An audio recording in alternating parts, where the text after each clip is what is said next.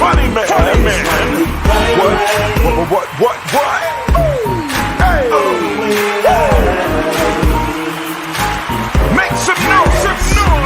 Ladies and gentlemen, from LA to New York, Chicago to Mississippi, let's give it up for America's #1 funny man, Rodney.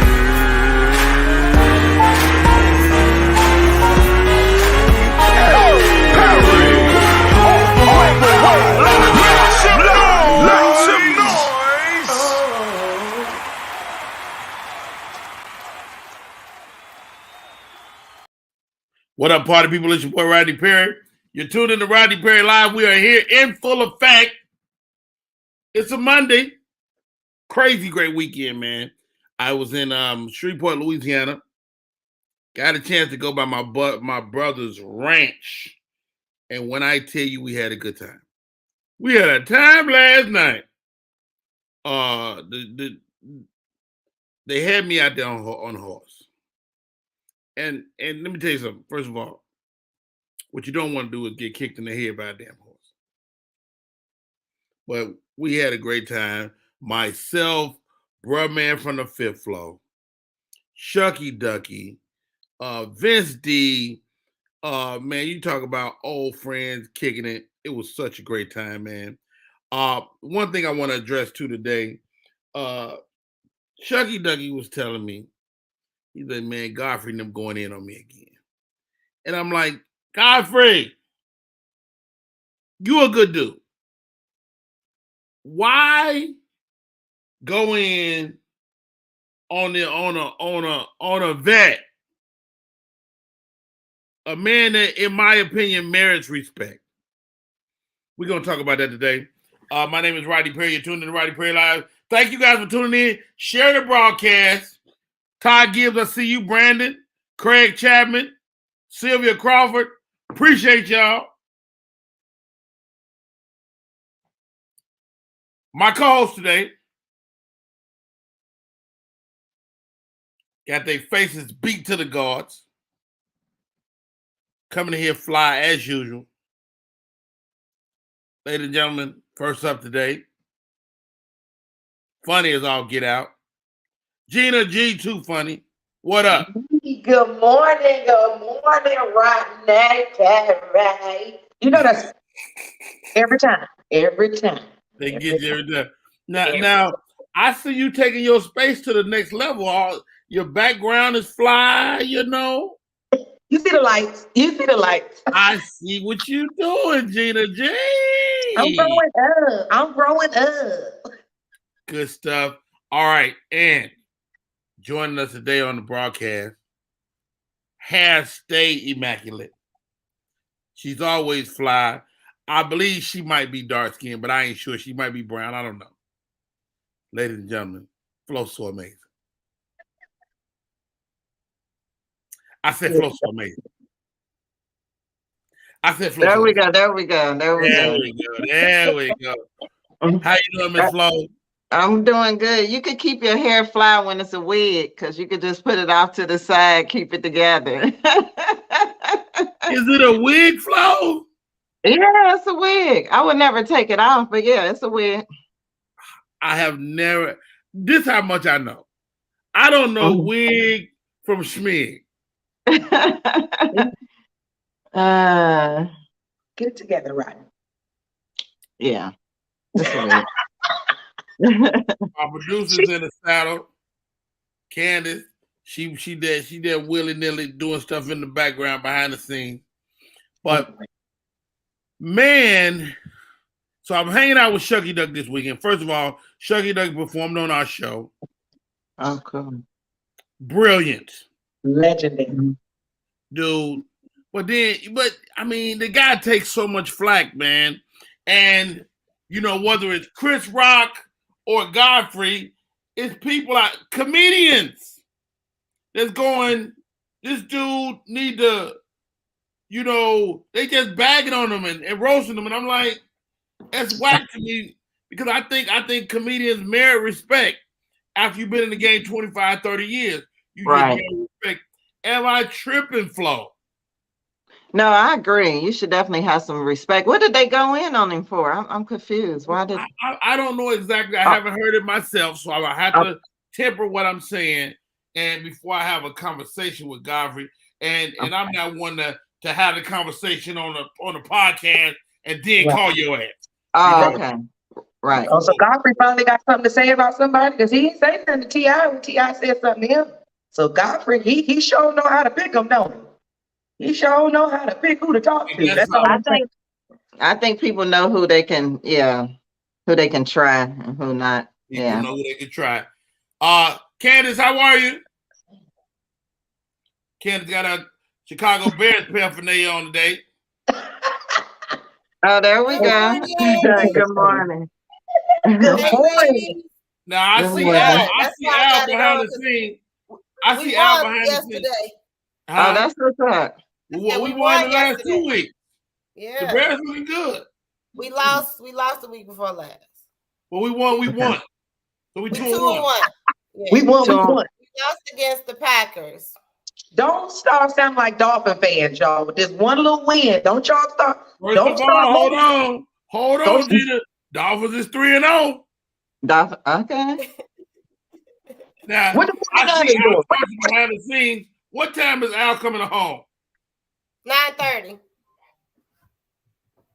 I dropped. Oh, it's Michael Collier's in the comments, ladies and gentlemen. Oh, Michael Collier was the legendary. You know what? I didn't. You know what? Let me send him a quick little thing, and so we can say hi to the great Michael Collier, man. And I would love to pose that question to Mike too. Mm-hmm. That's a legend right there, too, boy. Woo! I mean, I bet you they won't try him. I bet you they won't. Michael Collier will roast your ass. Right. That part. He will roast your ass. Mm-hmm. That's what you do. I mean, that's the OGs. They all know how to do it. Huh? I said, how y'all ladies, how y'all been doing? I haven't seen y'all in a while. I've been great. I got caught up in that Jeffrey Dahmer story yesterday. I couldn't do nothing. Everybody is saying that that's a good program, but I lived that. You know, I grew up on the south side of Chicago. We had to really, it was real. My age group, we had to stop and really pay attention and not get, abducted, or because that was the stuff where this happened at. Oh, that was a big deal in Chicago like that? Oh, absolutely. Wow. That's great. There was a serial killer on the street, man, and we had to pay attention to that. We're here, but we don't want to get into no serial killers today. Candy, what is Al Chauncey early? Yeah, he's just early. Al, you got me nervous. I don't want you to sit there too long now. Right. Appreciate it. But I asked for you because I think he's so talented. But let's go. Michael Collier's in the comments. Good morning, family. I dropped in at 6 per my invite, but saw no Rodney. I love and respect the young king, but now I got my own show which starts soon. Happy Monday. Thank you, Michael Collier, for popping in, man. Appreciate you. I was just wanting you to take a look, but I didn't know you were gonna actually come in. That's great. We are here 9 a.m. Yeah. Getting it in the way we do every day. Flow so amazing. The wig is immaculate. The wig. Let's get into some of these stories. My girl hit me with this one, Gina. And you can step out, Candy, if you need to.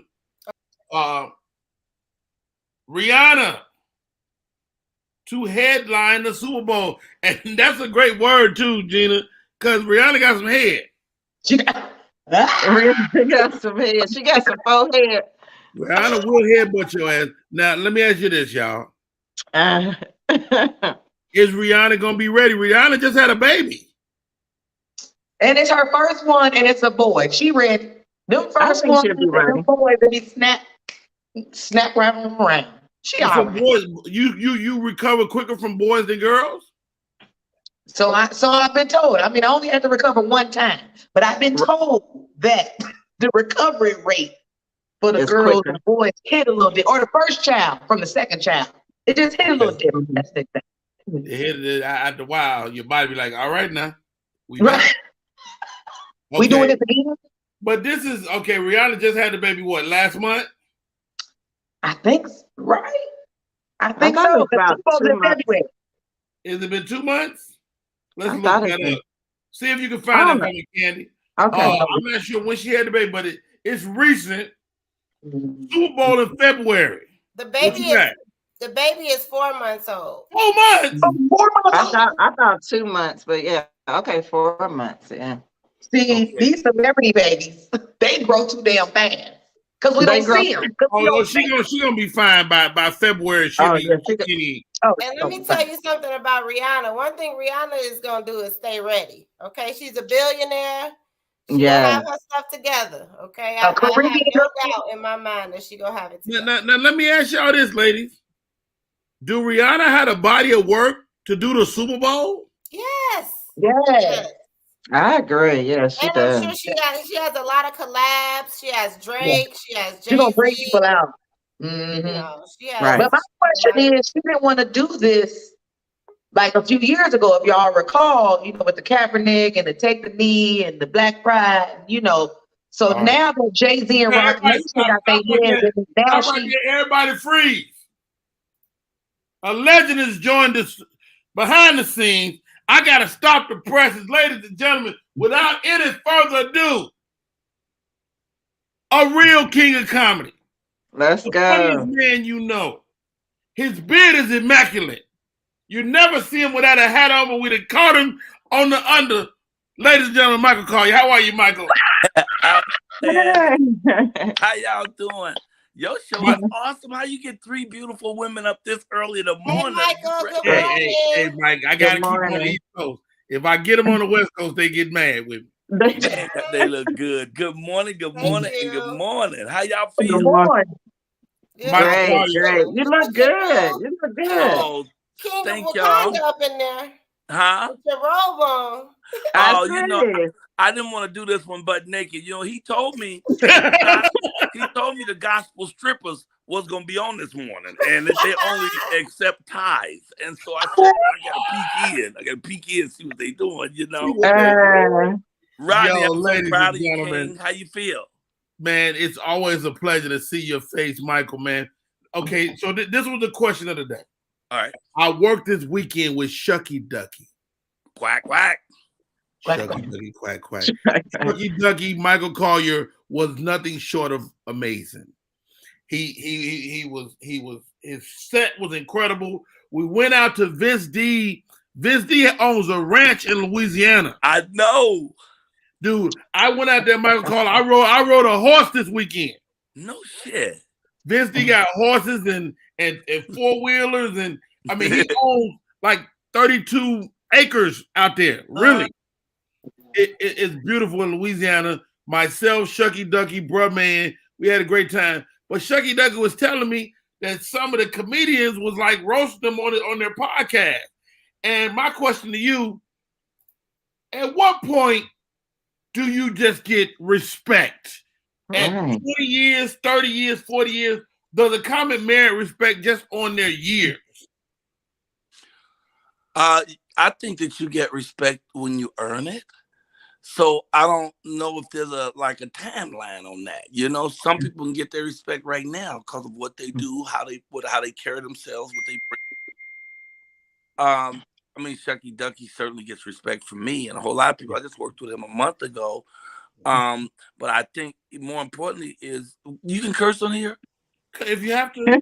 Okay. My question is, why does he give a fuck? I don't care. I can never understand why anybody would care what somebody else thinks about them.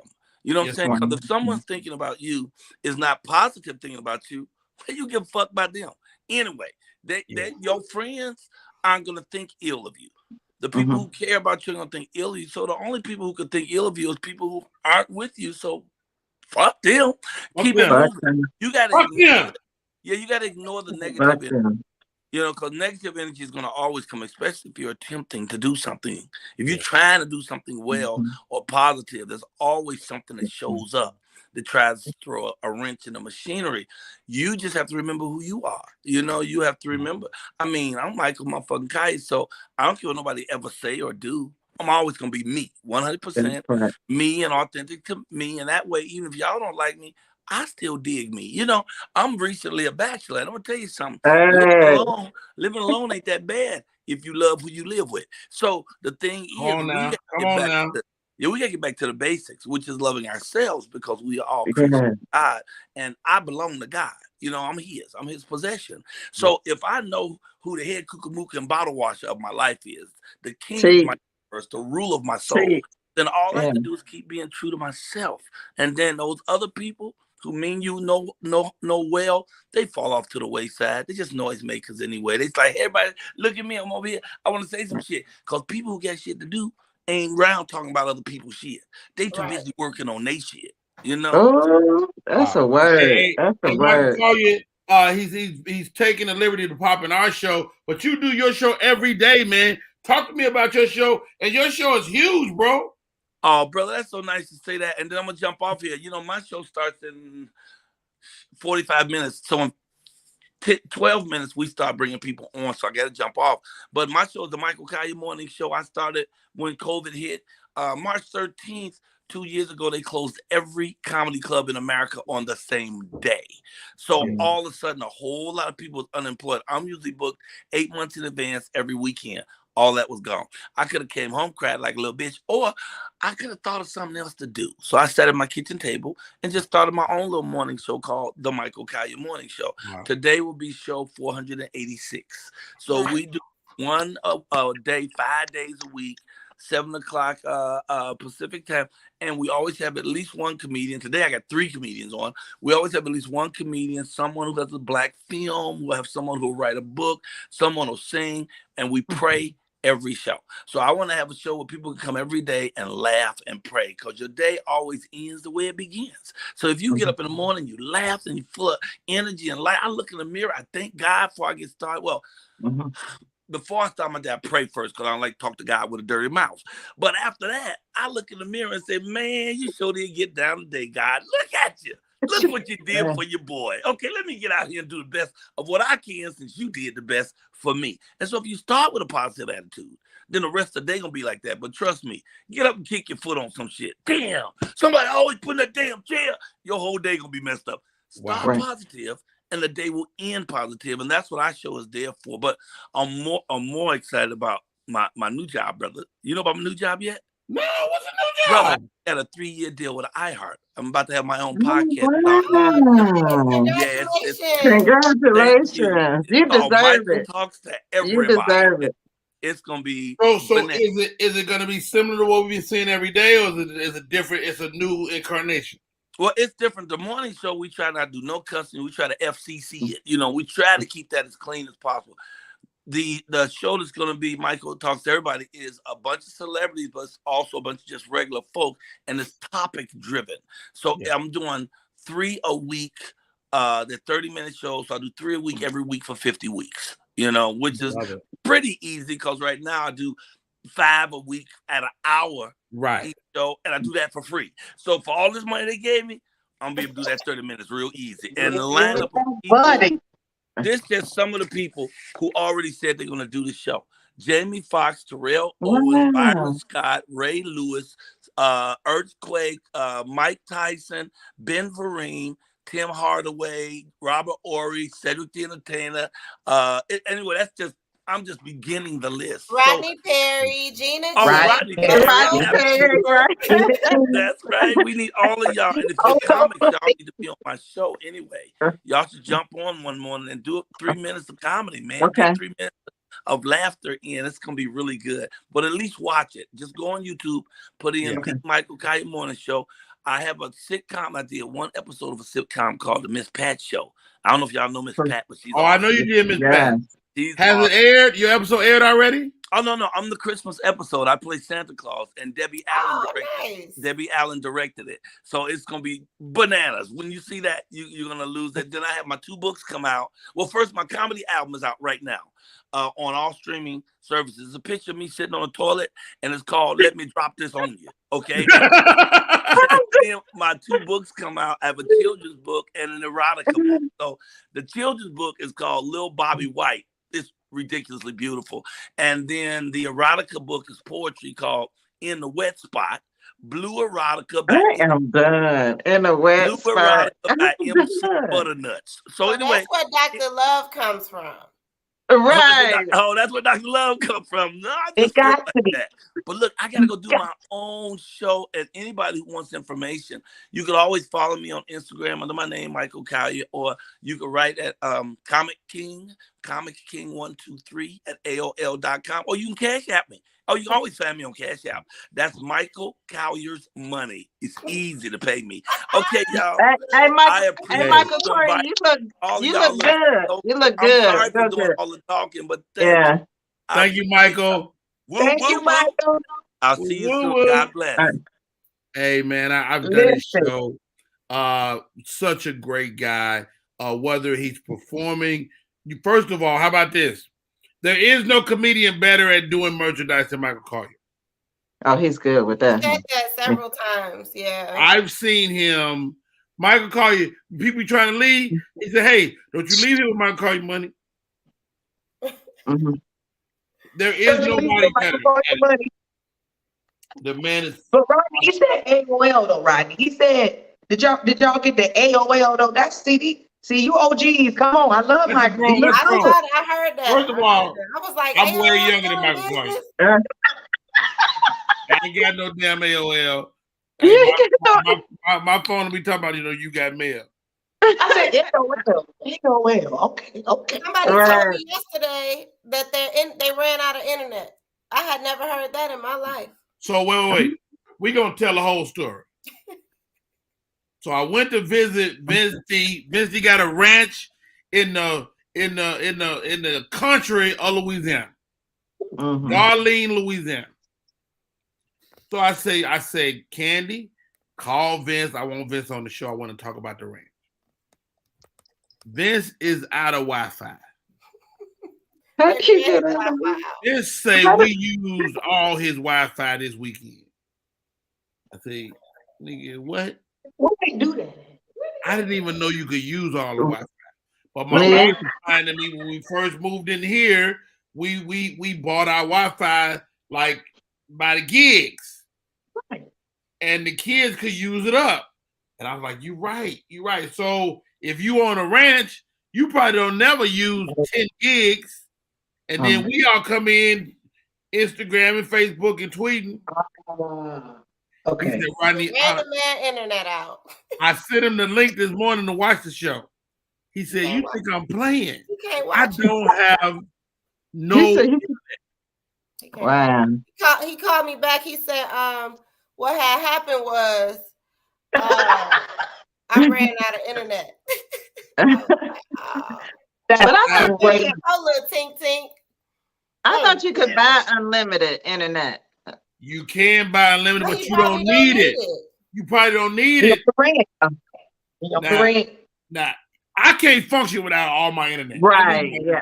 I play gotta have. I do stuff all the time. I'm always on here doing something. So, no. Anyway. All right. Herschel Walker has finally sat down with the black press,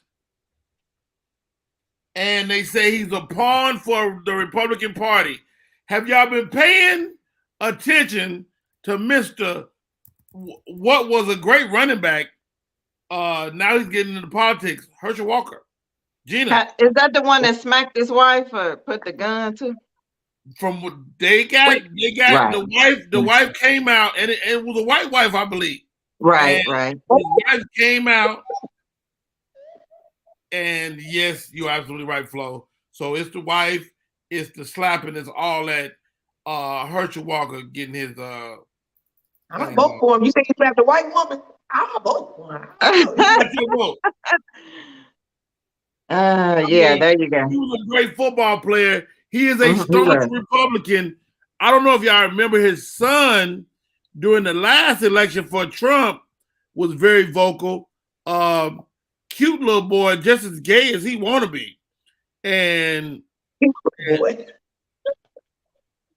that is Herschel Walker. Omarion has a book, ladies. How you doing, Gina? How you doing? Okay, she read it. I didn't know Omarion could write. Well, why wouldn't you be able to write? I was gonna say, what is this book about? I didn't. Like you say, Gina. I'm like, maybe if he was like writing about dance moves, you got my attention. What are you talking about? Flo, you want to read the Omarion book? Yeah, what is he writing about? Yeah, I don't know. He ain't talking about a whole lot.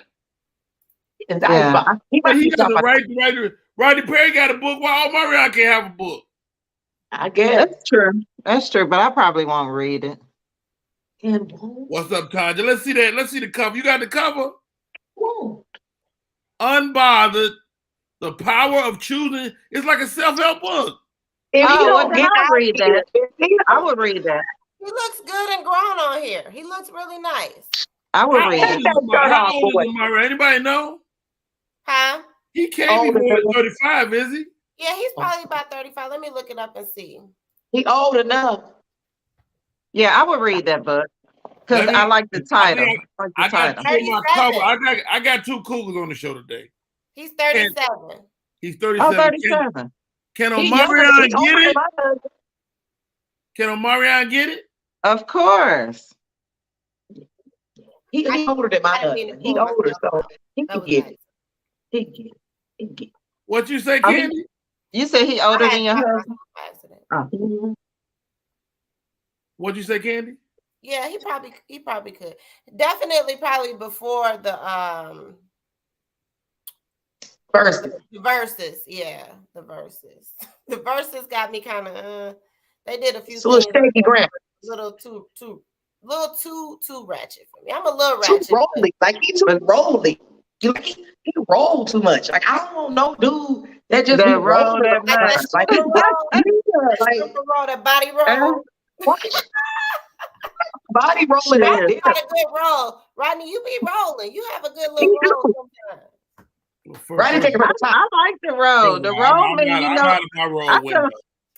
I feel like the roll mean you know what you're doing. I like the roll. If they back stiff, that ain't a good thing. I used to be able to pick up women back in the day. That used to be my thing on the dance floor. That's my goal, to get picked up before I get up out of here. That's why I'm trying to lose weight, Rodney. I'm down 20 pounds. I want to be picked up so bad. Flo so amazing, you can easily get picked up. Well, I'm getting there, yeah. I seen a dude on Instagram the other day pick up this lady had to be every bit of 350. Right. You ain't nowhere near 350. But I don't want to be a struggle pickup. Okay. You know, my husband picked me up, but it was a struggle. Hey, I don't want to be a struggle. That is a great point. That is a great point. That is a good point. Speaking of struggle pickups, Nia Long is going through it. I couldn't believe it. Member of the organization over there at the Boston Celtics. Hey. He made a mess around with somebody up there. They won't tell us who. But the woman we do know about, huh? They said something about like her role on the team, but they didn't really say her name. They have not said her name. Mm-hmm. I believe Ime Udoka is protecting her himself. I was gonna say, why is she safe though? I think so too. I think he is too, Rodney. He is protecting her. I believe. I think he is in fact in love with her. But the one woman that's taking all the brunt is Nia Long. Nia Long finally came out. She finally spoke about it. She said, "Thank you for your support, blah, blah, blah." But how about this? This congressman out of New York, like, look, Nia Long, you got my support. That's when they first got together. That's a long ago. Like he don't even look like that. She still look the same though. Nia Long still look the same. She ageless. Her and Ime got a baby together. Now I've been adamant that they're not married, but they do have a baby together. Yeah. So these two, so that's his baby. That's Ime baby. She has an older son with someone else, but she has. Is that Omar? Is it Omar Epps? It's not Omar Epps. No, not Omar Epps. Don't do Omar like it's his wife. But you can't see. Omar been married 26, 27 years. That's not his baby. That's crazy, man. I feel bad. I really feel bad for Nia Long, for real. Me too. Yeah, me too. It's embarrassing. It's really embarrassing. It is. And she seemed like a dope person. What you don't want to do is embarrass a woman. I'm sorry, Flo, go ahead. No, I just feel like she seemed like a dope person, a great woman. So yeah, it's kind of embarrassing for her. I'm sure she is kind of on like the guys' list of women they would like to, get with. Right. Three. So in 2022, because this went on for a long time. Like this isn't like a couple little smash and grabs, Oh, it went on for some time. In 2022, y'all can still get away. Like camera phones, all of that stuff. None of that means anything, huh? Hold on, what you talking about, Candy? 2022, what? I'm just saying, like how he was able to kind of do this for a long period of time and not. I mean, what's a long period of time? I don't know what y'all think. Let me tell you something, ladies. Let me help you. Didn't they say like a year, 6 months to a year? First of all, a year ain't long. Yeah, that's fast. Yeah, I thought a couple of years. To not get caught? It ain't long, ladies. I'm telling you. It's dudes. I know men that carry on for full relationships for years. Years. If the other woman is willing to stay in that position, it can stay. I'm convinced of this. Men that get caught want to get caught. I don't think he wanted to get caught. I think he wanted to get caught. Okay. But they tired. They tired of lying. Okay? But they got lazy. One at a time, ladies. Candy, go.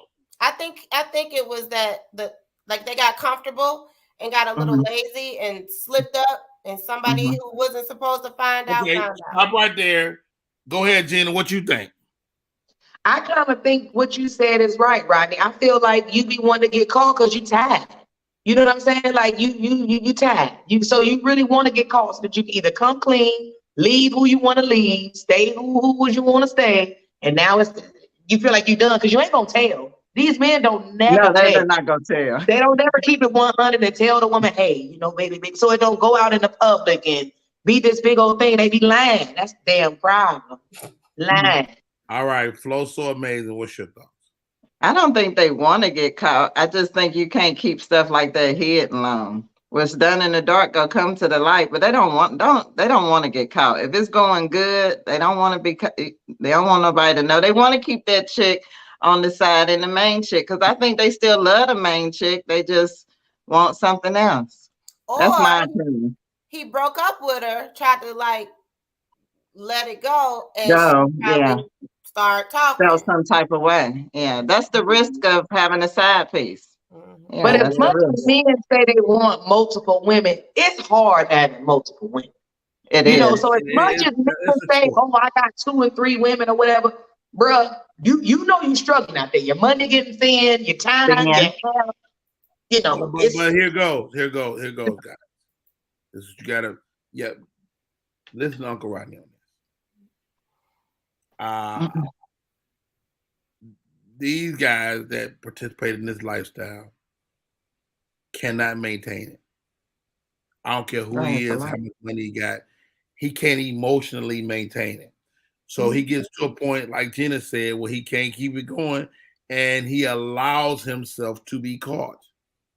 He can keep the lie up, but he can't keep the lie up because it's too much. It's too much on his psyche, and eventually he allows her to catch him.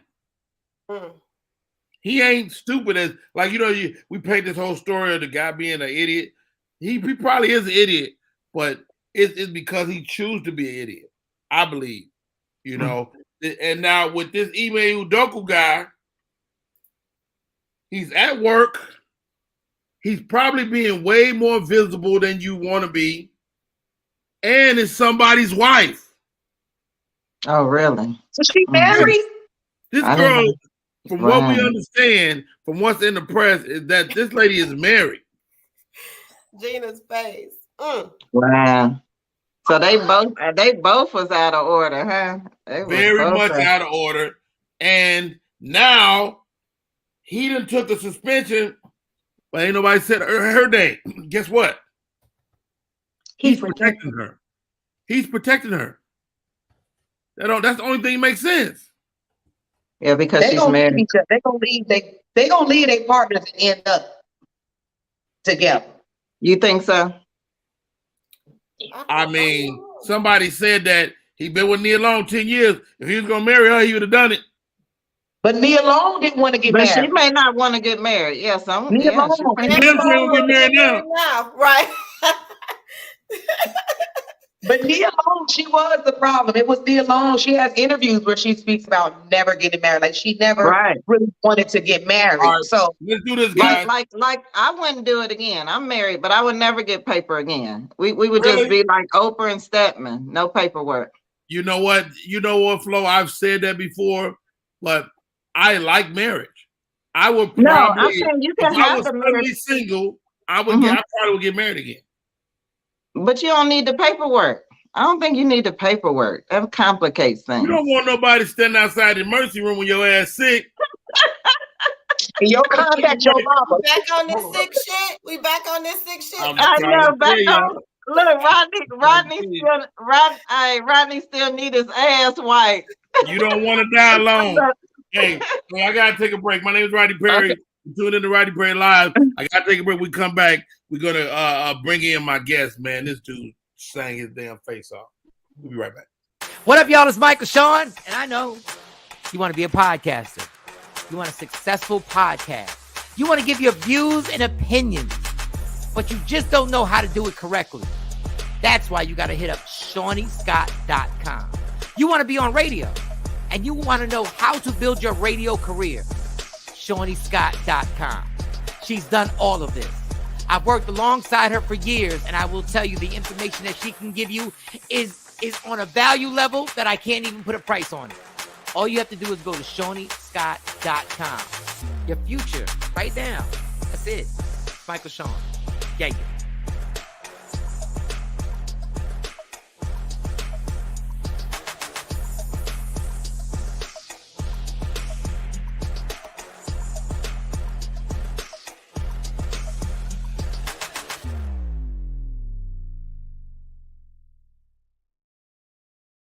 We are in full effect. My name is Rodney Perry. You're tuned in to Rodney Perry Live. We're here every day.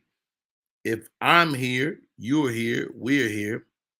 My next guest, this guy's an actor, performer. He's been seen in movies, stage plays, but he's also a super talented vocalist.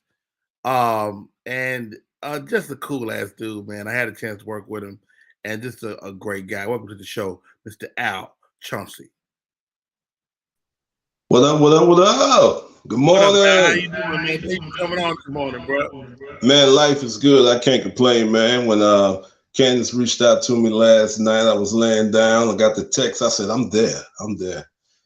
Yes, Hey, man, I hear myself in your background. Can you turn me down a little bit? Yes, sir. Let's do that. All right. Can you hear me now? Perfect. So look here, dog. You're one of those dudes, man. Just a soulful sound. Talk to me about how you developed that sound and where do you see yourself progressing to? Man, I actually started off as a rap artist when I came to Atlanta. And really? Yeah. I was a rapper. I was pretty big in North Carolina, back in Raleigh, North Carolina. They called me the Carolina Mayor. And so in 2009, I moved to Atlanta in search of finding, my path and my journey. And then I met my actual mentor, Chris Trax Rogers. And he was like, man, I hear you singing on these hooks. Leave that rap stuff alone. Let's focus on this. And, after he worked with CeeLo Green, he worked on CeeLo's first couple albums. before, you know, Gnarls Barkley, and then him and CeeLo did the Don't You record together. And he taught me everything that him and Lo learned and taught it to me. So before I was just singing 3-part harmonies like in church or whatever. And, you know, I started to learn different things. I learned the business of entertainment. So he taught me the business of entertainment, taught me how to do interviews. You know, shout out to Karen Greer. She's on the news, and she taught me how to do interviews as well. So I'm here with you today, man, and I'm happy. You know, you asked me where I see myself going. Entertainment, period, in the acting side, the music side, you know, writing for other artists. And I also want to take a stab at comedy one day too. So you may be one of the mentors that I can look up to. Hey, man, I would be honored, Al, man. Dude, I had a chance to watch you on set, the way you handle yourself, man. It was a pleasure to watch. And as I look at your videos on YouTube, you always have a kind of comedic flair to everything you do. Yes, sir. Yes, indeed. Like comedy always been a big part of, you know, my life. Growing up watching Def Comedy Jam, my dad would be all playing music. My dad's a musician, so he'll be playing at the country clubs. My mom be at bingo. Bam, I'm watching Def Comedy Jam. So, you know, Robin Harris and Bernie Mac, they influenced my style a whole lot, you know, in the way I move and the way I talk. So, you know, and you too, bro. So that's where it comes from.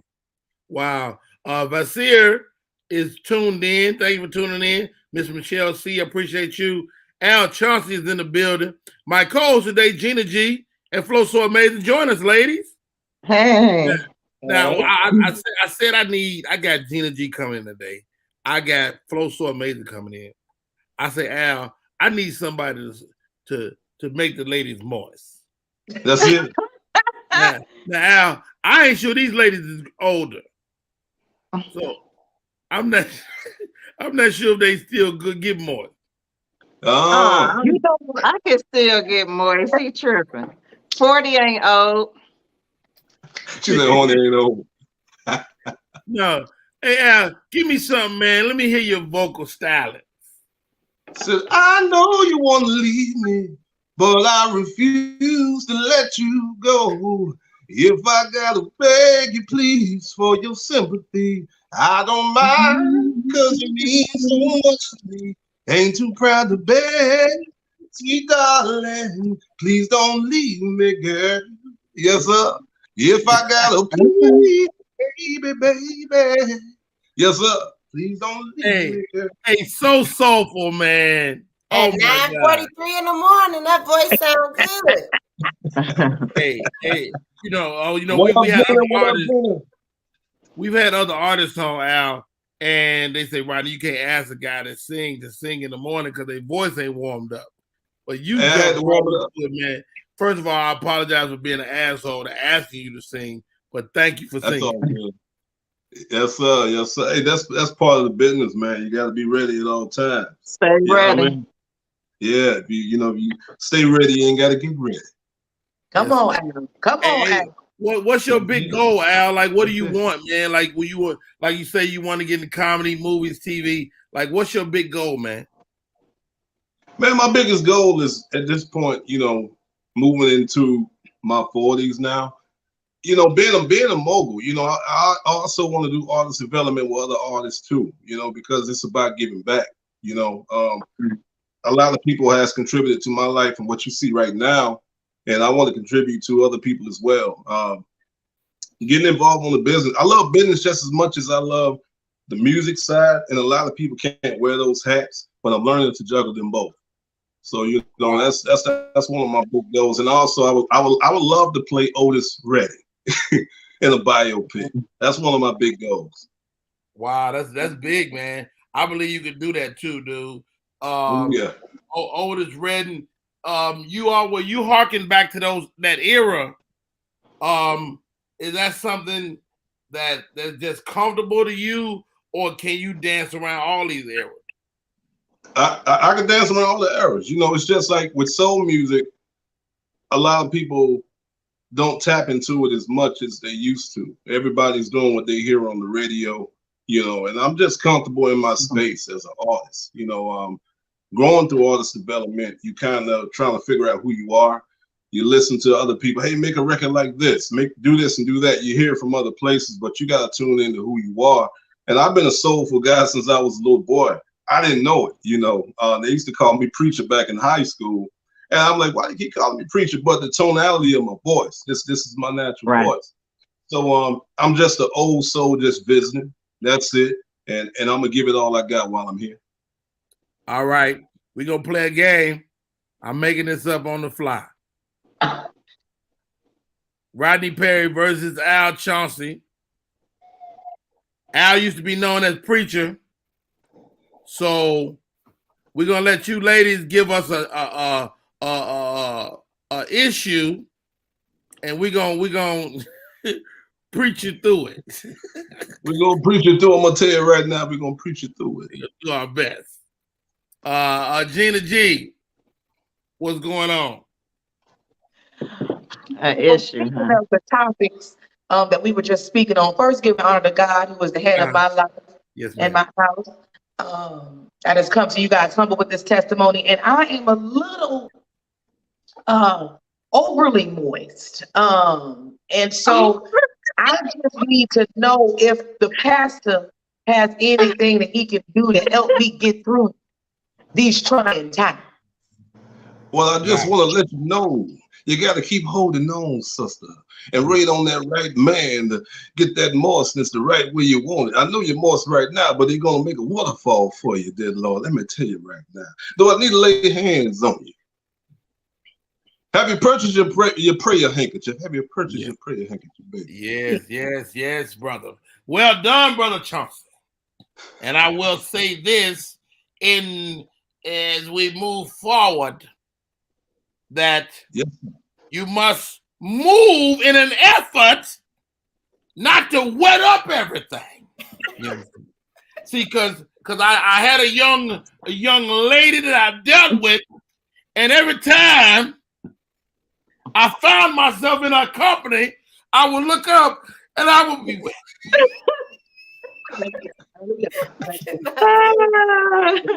I never saw it coming.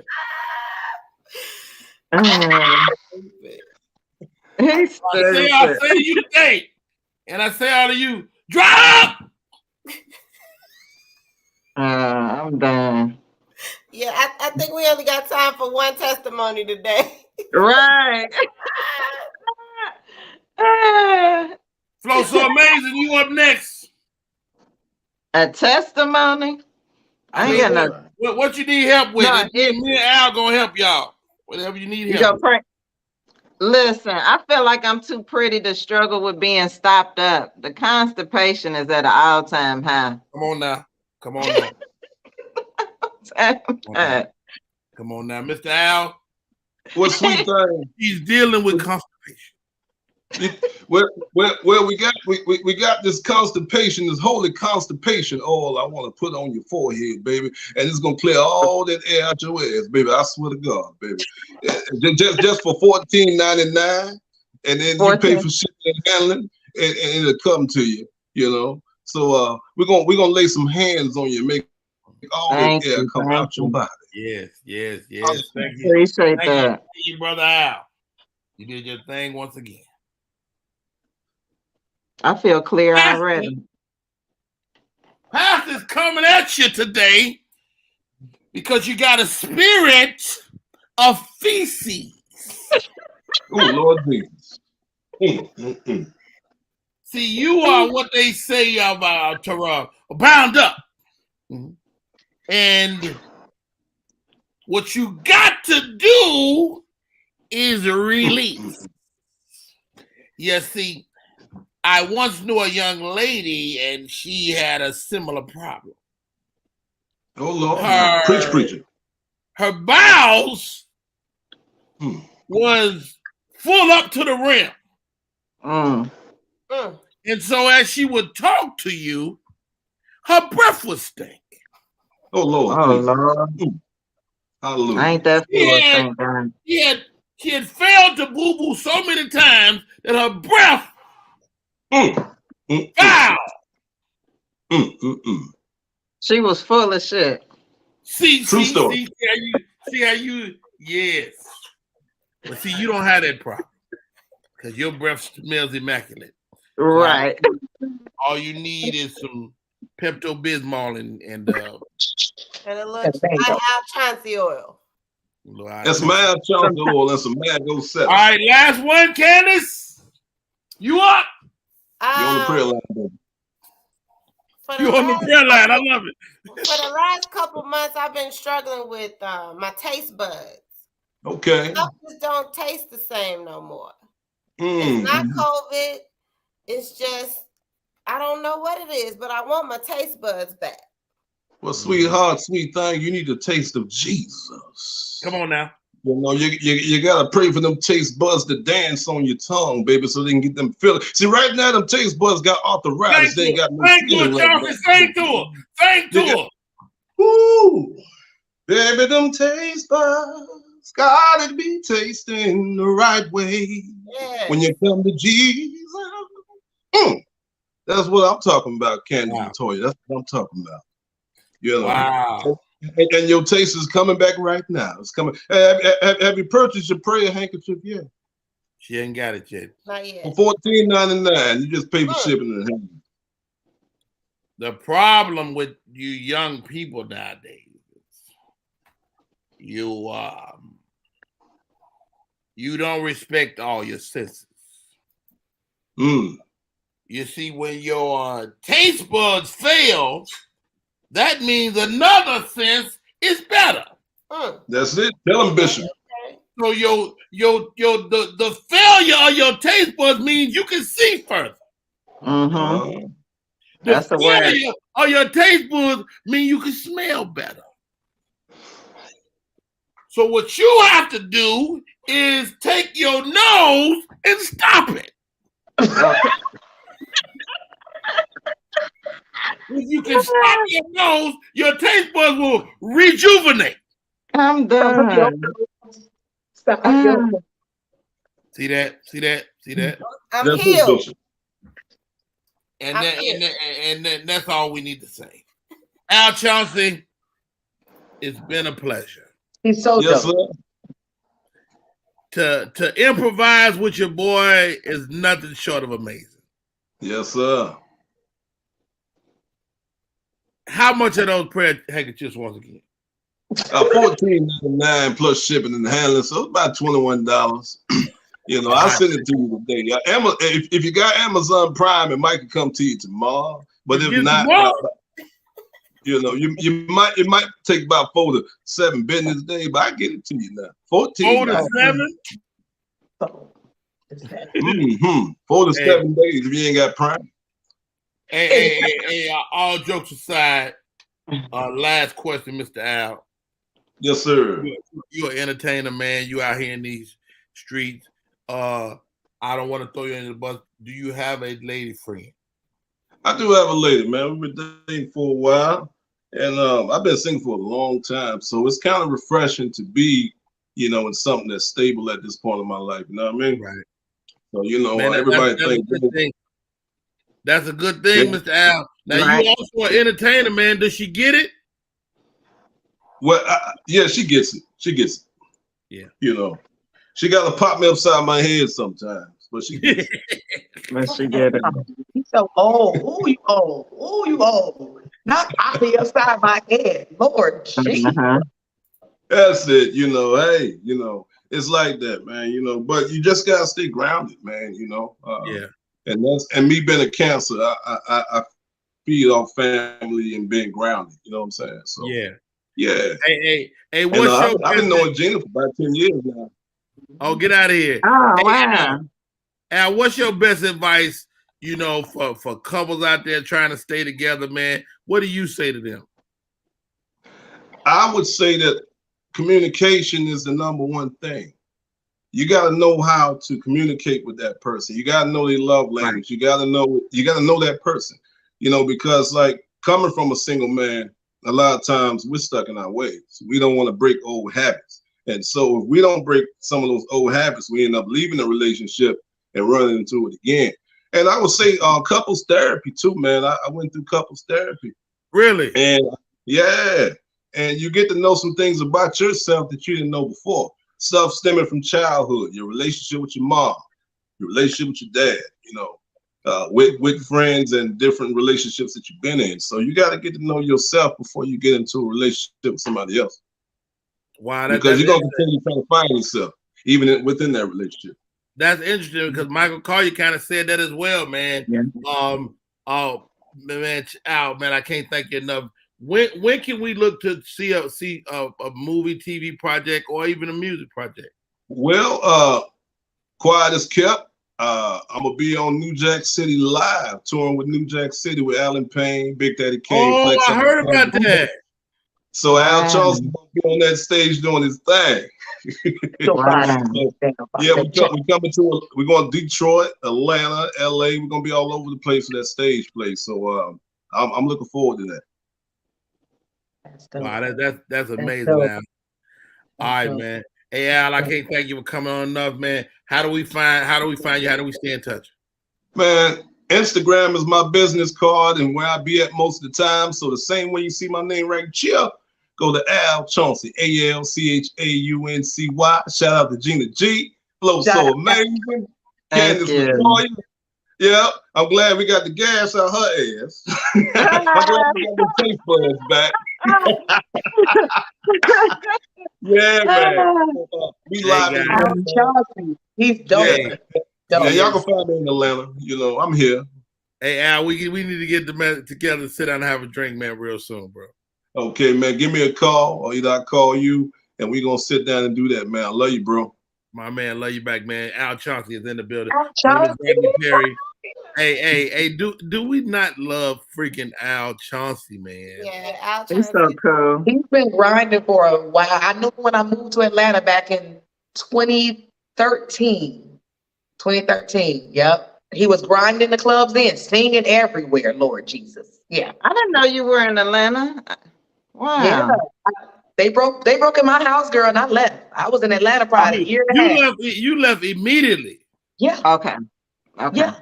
I mean, I'm from Inglewood, Rodney. You know what I'm saying? Crips, Bloods, you know what I'm saying? A couple little shootouts. Never had a problem. I go to Atlanta.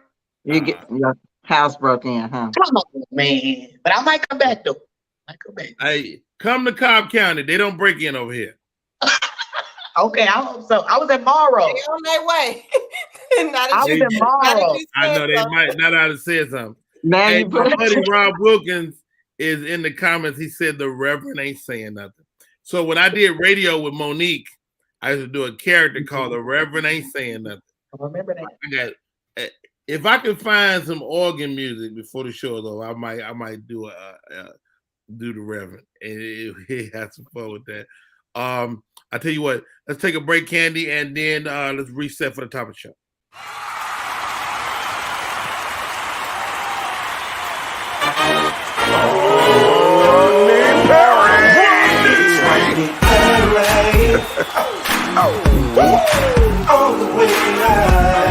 Get ready for America's #1 funny man.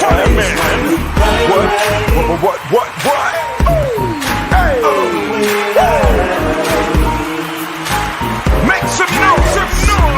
Ladies and gentlemen, from LA to New York, Chicago to Mississippi, let's give it up for America's #1 funny man, Rodney.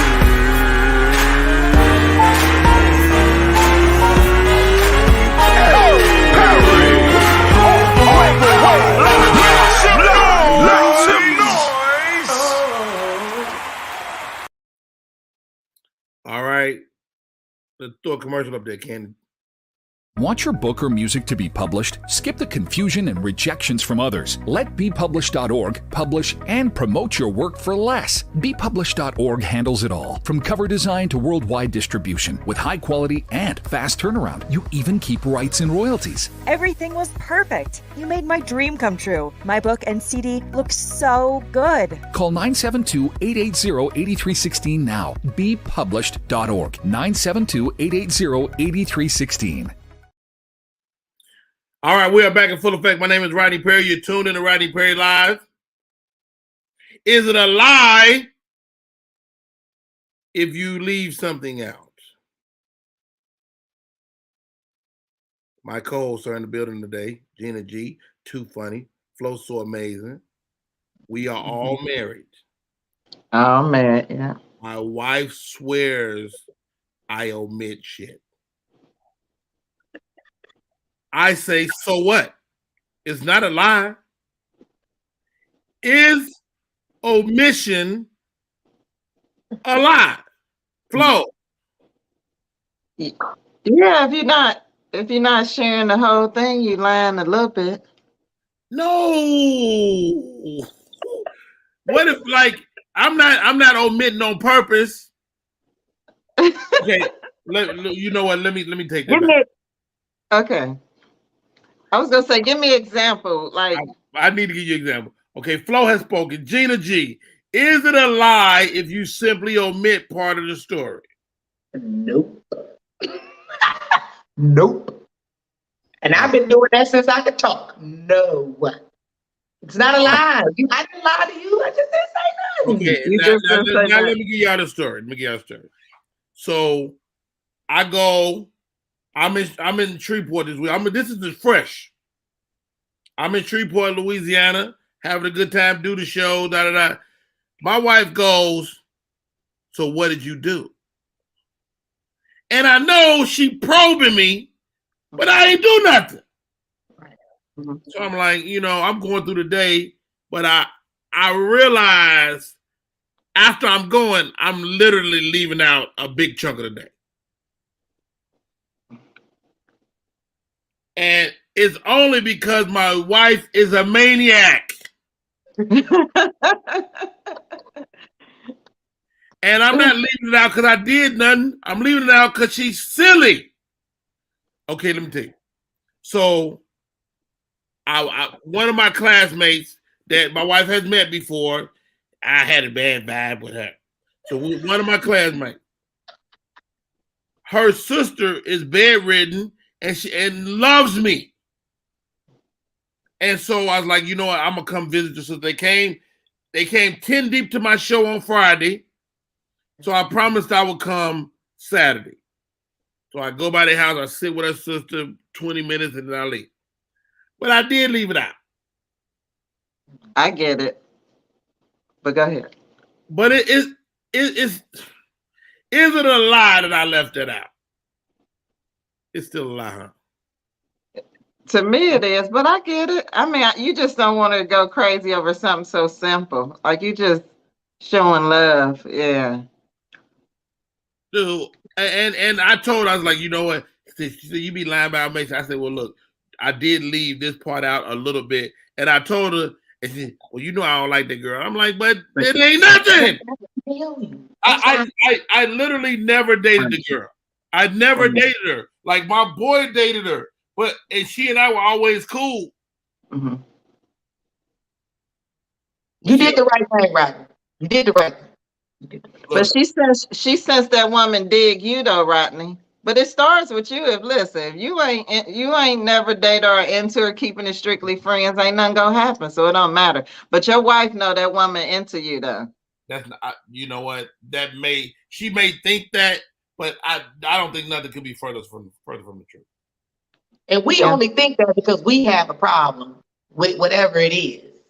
You know what I'm saying? So wife might not like the fact that y'all still talking after all this time. Or that you know her. Flo makes a good point. A woman can perceive something. Yeah, you can. You can pick up. I'm sure you have, Gina, on a woman that you know is just not someone you should leave around your man. Yeah. Yeah. But you gotta trust your man. You gotta trust your man. Yeah. You have to trust your man. But you didn't lie though. You didn't lie, right? You ain't lie. No, I think the reason why I would say you did is because she asked you what you do. So it's not like you kind of volunteered, hey man, we went on the wars. And, then if you left it out, then it's, it's not a problem. But she kind of asked you. So you kind of, you kind of lied a little bit. Right? But it was a good lie. You lied for a good reason, right? You lied for a good reason. You didn't want to hurt her. You heard Jody on Baby Boy. I lied because I love you. Right. I get it. As I get older, I do that way less. Like, if it hurts your feelings, it hurts your feelings. If you fucking mad, you mad. I'm 52 years old. I don't give a damn. Right. I don't care.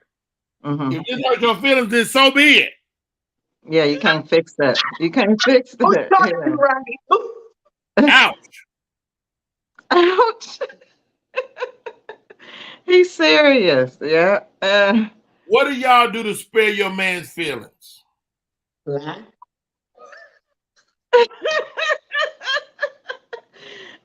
You made me fall out the camera. I'm done. Listen, I do what you do, Rodney. I just skip over a few things. Listen, I get it. He don't need to know all that. He don't need to know all that. Yeah. Cause ain't nothing happening. You see, ain't nothing really go down for real. So it's not, I don't think I understand why you do it. Yeah. Get her worked up for nothing.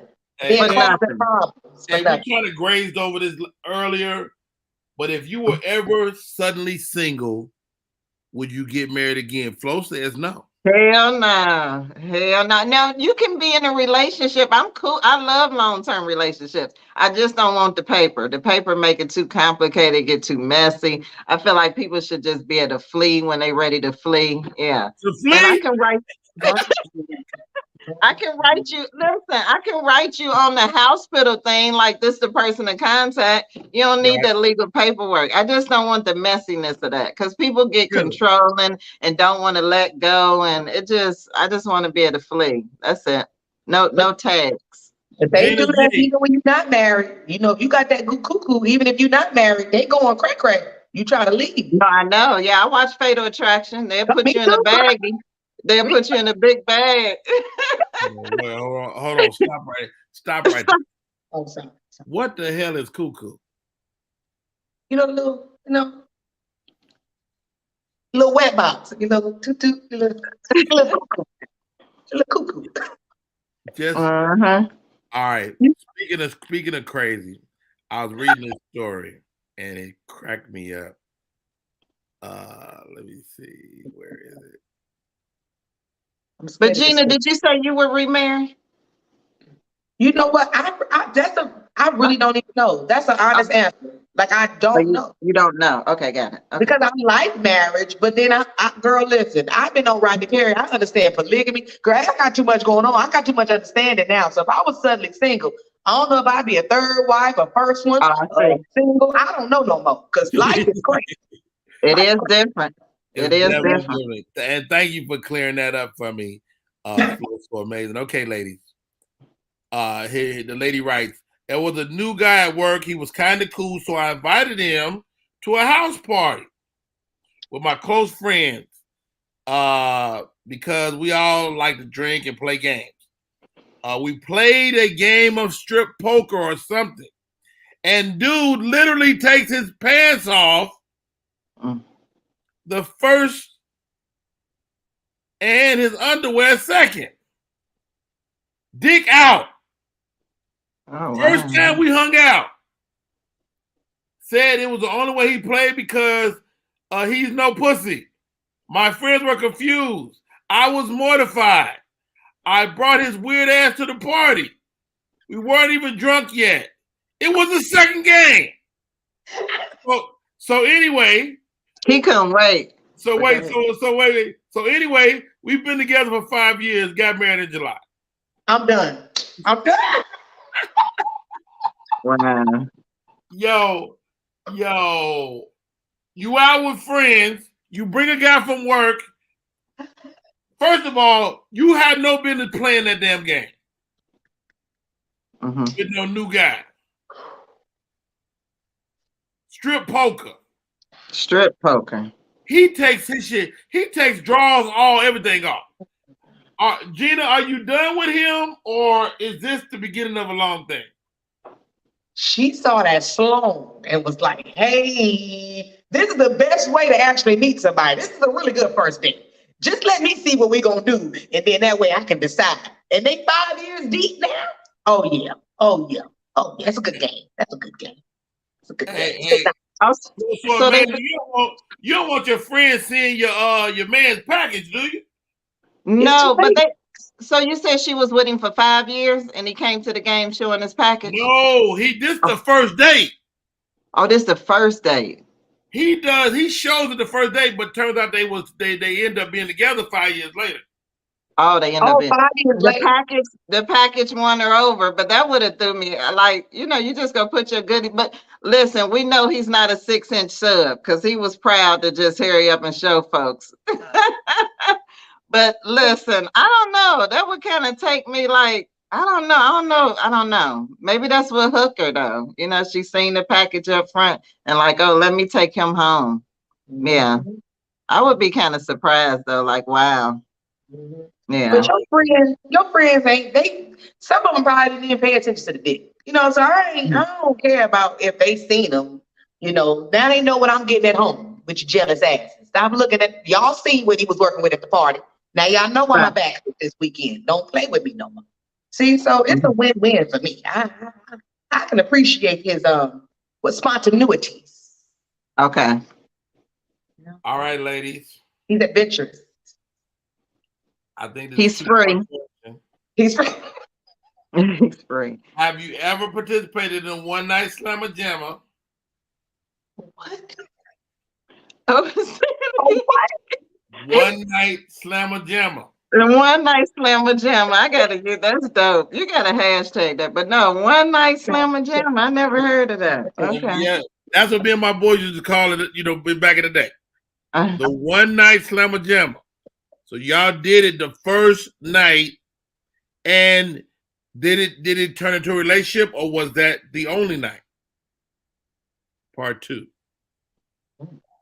Yeah, we did it the first night, and we've been married 22 years. Come on now. Made the nigga want to marry. He got me the first night. I was so upset because I'm a lady in my head, right? I was pissed. I hung on him. You're a lady in your head? I'm a lady in my head. I was so upset. Yes, but it turned long term. But yep, the first night. I was so upset though. I'm not gonna lie. Flo, what'd he say? Oh, I was mad. Huh? What did he say? What you mean what he say? He didn't say. How did he win you over?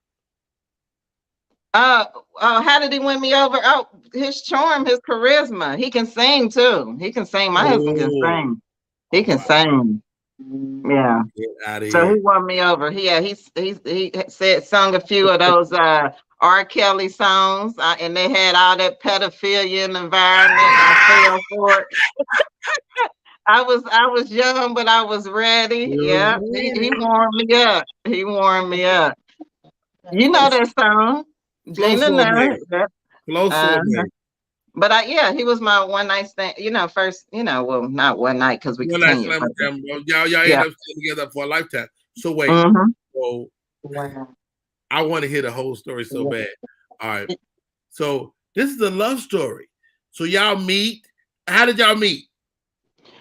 Well, I mean, I'm talking about like when we first, dated, but we met at his cousin's house. But, when we went on our first date. So we had knew each other for, I would say a couple of months, maybe a month before we went on our first date. Right. So it wasn't a true one night. Y'all knew each other a little bit.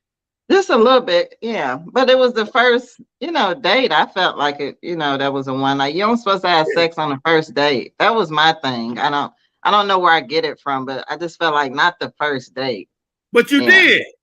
I know. And I felt so trashy, but it must have been good because he never left. He was like it was like a flea to some grapefruit. You know what I'm saying? He never left. So I said, I got some of that winter chicken dinner down there. I got proposed to and everything. Yeah, make a nigga want to marry me. Yeah, so That is so beautiful, man. Okay, Gina G. Yeah, you gotta tell us, Gina. But it's crazy. It's crazy. Your story is similar. My husband was supposed to be in town for the weekend, so I gave him some the last day because I thought he was getting ready to go home. And he didn't leave. It's been 11 years. He ain't left. We got go nowhere. Next year. Are you serious, Gina? Yeah, he was the weekend. So you think he's gorgeous. You already think he's a great looking guy. Mm-hmm. Y'all go out, y'all kicking it. You think he about to leave forever? Yeah, go back to Bermuda. I said, okay, well, he leave in the morning. Oh, You know, so he from we'll Bermuda. keep talking and visiting. He woke up and said, "The Lord told me that I'm That's supposed to be funny. here. He Right, didn't bring right. me That's this far for me to leave you." I said, "What?" And I didn't right. give it all to him. You know, ladies, just a little bit to want him to come back So to the country. gentle, That's what I'm right? trying to do. Yeah. Yeah, this now And I'm 22 years in. I gotta have my address because he gonna stop by. Listen, because you gotta give it to him in portions. You can't overwhelm a nigga spirit like that. that's right. You can't you gotta give it to him in portions. Like how ironic that both of y'all got a similar story though. No. And we just celebrated our 10-year anniversary too, girl. Congratulations. God bless Congratulations. 10 years of marital bliss. Flo, what's your best advice for the 10-year youngin' over there? Listen, she been doing a good job. Keep it exciting. You know what I'm saying? Don't let the relation get, boring. Go on dates, have fun. Make it your homie. I feel like if that could be your best friend, you become good friends. It'll last forever. Yeah, I feel even if I was to separate, because you had your whatever. That's why I stay married. He's my best friend. That's my nigga. Yeah, he's my best friend. Wow. So we could talk about anything. That's dope. That's Mhm. I think that's a blessing when you find somebody you can be good friends with. I'm serious. If you can be good friends, you can get through anything. Amen. I think too, like a relationship is marked by going through some real shit. That too. Like, you go through some real shit, a death, or even a new life in the family, or you had to take care of your parent or take care of brother, all that stuff, that real shit, and then your person had your back. That's when that shit gets really like, you look at them like, damn, you really got my fucking back. I like that. Right. That's what I'm saying. Yeah. Now, does that matter? Somebody having your back? I mean, we in a comic profession, and so much. It's so hard for y'all as women to find men that really got your back. Yeah, it's very hard, but it's got to be a type of understanding. Like my husband says stuff like, like relationships are like a palm tree. Palm trees grow mostly in the storm. He loved trying to drop little shit on you. I like that. Young ass up, nigga. You young, shut your ass up. Good, but it's real though. Like you said, Rodney, you go through that stuff, you be like, dang, this is the relationship. But being a comedian, he has to understand. For me, he met me, already, trying to, on the come up. So I've always been like, hey, you don't understand, you can bounce. I've had that little attitude, but it takes a lot though, especially when you travel. And when I was on cruise ships, I was gone for like 2 weeks, and stuff like that. And so I can only imagine for men, as much ding-a-ling as we get as women coming off the stage. I can't even imagine y'all when you get thrown at y'all and y'all got right. Because it's 42 women to one man. So yeah. Ooh. Is that true? I made that up. But what I'm saying is I got a lot of pressure. I understand the pressure. I made that up. I don't know. Yeah, it's a good number though. Now, I understand. Is Maury Robinson? Do we know that young man? He said, thanks, Flo, so amazing. There you go. That's my husband. I love you too. Best friend. Thanks, Mr. Robinson. Thanks for tuning in, bro. Yep, hey. I was 19 when I got married. So October 20th will be 22 years. I got married in 2000. That is awesome, man. Yeah. We got 26 under our belt. Wow. We got 26 years under our belt. And at some point, I think that you just like, it just all click in. I was talking to my wife recently, and we're approaching empty nest. I know you guys are approaching it too, Flo. Yeah, he'll be 18. My baby is 12. Your baby is what, 18? He'll be 18 in December. So you closer than me. Right. Yeah. I'm a few months away. He'll be going to college next year. I told my wife, I said, we got to figure out how to like each other again. Say that. Y'all already like each other. We like each other, but we ain't had to spend no time together. Yeah. Right. And so it's like we just sat and chopped it up last night. It was really cool and fun, and so I think, just as you reinvest in your relationship over time, it add up. That's right. That's right. I don't want to quit. This is like one of the longest jobs I've ever had, so between being a parent and a wife, those are just jobs for me. I don't want to quit. I seen my mama and daddy quit, I even see my grandparents. My grandmother, rest her soul, the last 2 years of her life left my grandfather. They was married, 36, years. And she passed away 2 years after she left him. And she was happy. I didn't even know that woman. I said, "Who this nice lady? Who's this nice woman?" You know what I'm saying? What's going on? So I'm like that too. I ain't about to quit. I don't want to quit. That's right. I don't want to quit. I want to keep going, man. It's okay if you have to quit. You know what I'm saying? I don't think you should stay in something that's pulling the life out of you. But listen, if it's just, you had your moments here and there, you should stick through it. Because marriage or relationships are not easy. So if you can hang out for a relationship, you might as well hang out for your marriage. That's right. All right. I need my co-host to hang out. I'm about to bring in another fabulous comedian, man. This dude makes me laugh like no other. We're working together next month in Omaha, Nebraska. But I called him. I said, "Man, come on the show, dude." He's just a wealth of knowledge. He still look good, which really makes me jealous. Ladies and gentlemen, welcome to the show, Tony Tone. Wow. What's up, Tony Tone? Speaking of Fatal Attraction, he one of the superstars on there. Okay. Speaking of quitting the relationship. Fatal Attraction. Hey, I seen Tony. I was like, "Man, how your wife?" He's like, "Oh man." I'm like, what? Look, man, hey man, look, let me tell you, first of all, when it comes to marriage, I'm that dude on the other end of the spectrum that women complain about. Women be like, these men, they'll date you and be in a relationship for 25 years and never ask to marry. Me, I'll be in a relationship for 25 minutes. Let's go on and do this. And, so I move too fast versus the guys that move too slow. I gotta find that medium. Rodney, you gotta counsel me, man. You've been in your marriage for 85 years. You know what I'm saying? Rodney was married even before he was born. He was married. I literally been married my whole comedy career for sure. Right. Yeah, man. First of all, welcome to the show, Tony Tone, man. Hey, thanks a lot. Such a fabulous talent, man. One of my favorite comedians. And you got comics that you're gonna sit down and watch. Yeah.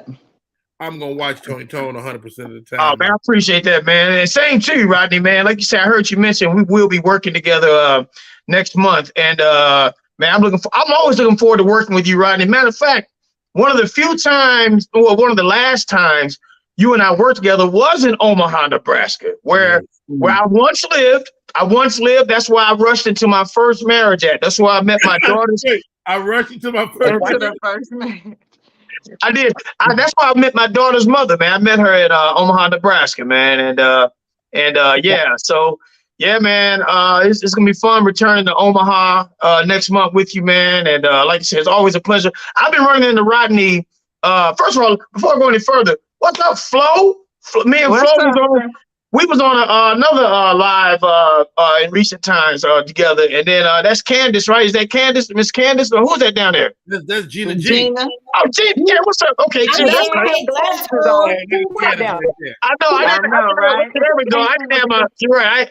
I got bad glasses. My pills, all the pills ran out. I don't have no more medicine in my glass. I just wear it for decoration. But Yeah, Rodney. I've been running into Rodney a lot. I just saw him at he was killing it. Now, like Rodney said, he liked to sit and watch me. I enjoy watching Rodney kill it at the Atlanta Comedy Theater just a week or two ago. Let me tell you something. Rodney, this how much of a one-man show. He has so much one-man show in that set, man. Rodney had me and the crowd so captivated. It made he bailed out of a joke. I was like, Rodney, I want to stand up so bad. Keep going, Rodney. Man, he had the crowd so on like every level. They were like, wait. Rodney was like, oh, that was the end of the joke. I'm like, oh no, keep it going, Rodney. Man, Rodney, man. Hey, it's always a pleasure watching Rodney, man, and working with you. And thanks for having me on the podcast, man. Hey, man, it's always a pleasure, man.